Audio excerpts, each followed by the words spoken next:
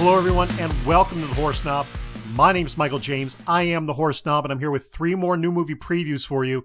Movies you may not even realize are coming out because, quite frankly, we're all getting a little starry-eyed over the big releases coming very, very soon. Things like Spiral, Army of the Dead, and the new Conjuring and Quiet Place movies.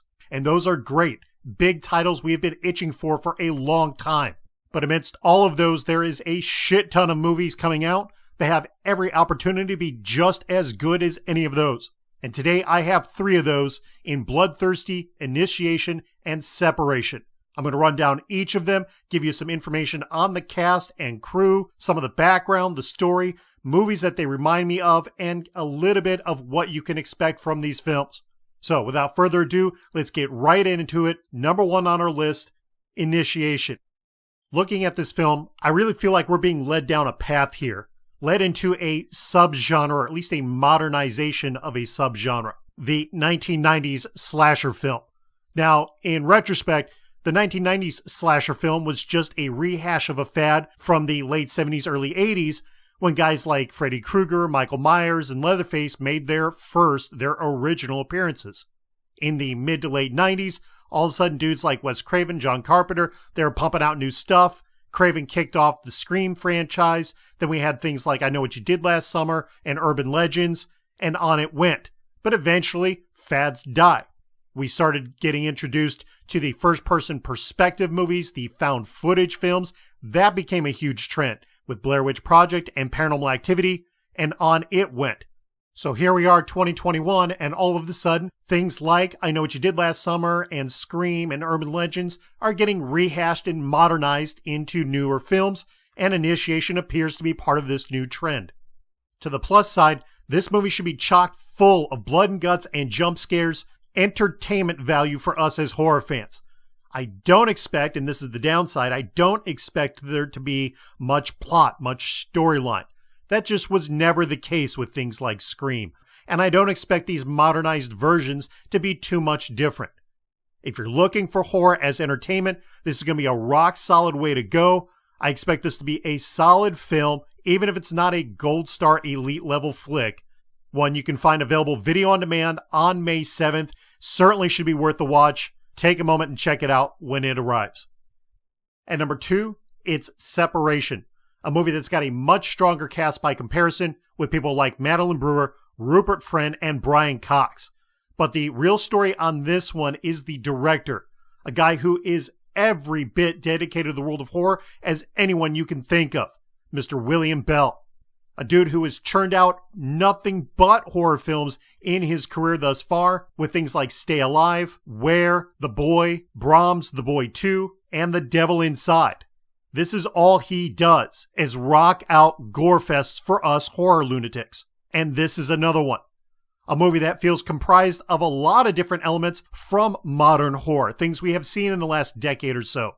From sinister to insidious, and maybe with a plot line that's somewhat similar to Mama.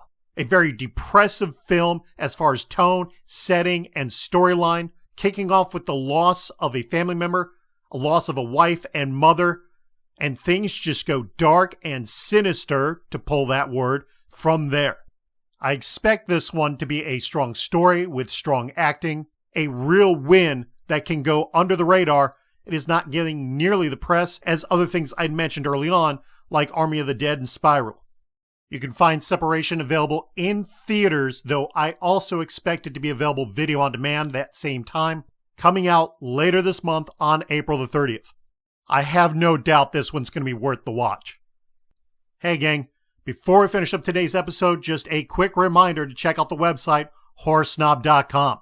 You can find a full archive of everything I've put out thus far, some truly awesome novelty items, and absolutely rare horror memorabilia authentically autographed by dudes like Sid Haig, John Carpenter, and Bela Lugosi. All available for you at horrorsnob.com. And now let's get back into it. And lastly, at number 3, it's Bloodthirsty, a film I'm really looking forward to, and I know a lot of you out there are as well, because its subgenre is so light. There's just so little in the way of werewolf movies that if you try and think back to your favorites, Things like the Howling series, American Werewolf in Paris or in London, or Dog Soldiers, you're talking 2, 3, maybe 4 decades ago since any of those first released. Dog Soldiers, a personal favorite of mine, is what this one, Bloodthirsty, reminds me of a little bit. Not in premise at all, but at least in presentation, in this very dark, foreboding atmosphere. We follow a young girl, a pop singer, and her girlfriend. Looks like they're going on vacation, some sort of sabbatical. While she's there, whether it's just for the point of getting away or working on new music, whatever the case is, shit starts to get real. Her were tendencies start to show up, and she seems entirely unprepared for them. Finding herself in the middle of the night, standing in front of a fridge, drinking blood straight out of the meat bag. It's going to get intense, it's going to get dark, and it's going to get bloody. I expect this to be an excellent film, a solid film, and maybe a contender as an elite level flick in horror, and certainly within the realm of werewolf movies. An absolute can't miss of any of these three. This is the one I'm most eager for, and it should be the one for you as well. You can find Bloodthirsty video on demand coming out on April 23rd. All right, that's it for me today. As always, I invite you to take a moment, hit that subscribe button and the bell, stay up to date with all my reviews, rankings, previews, trailers, everything I pump out on a regular basis.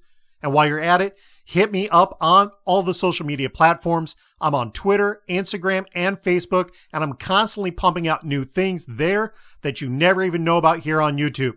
Lots of horror to spread around in glorious fashion. My name's Michael James. I am the Horror Snob. I thank you for tuning in, and we'll see you next time.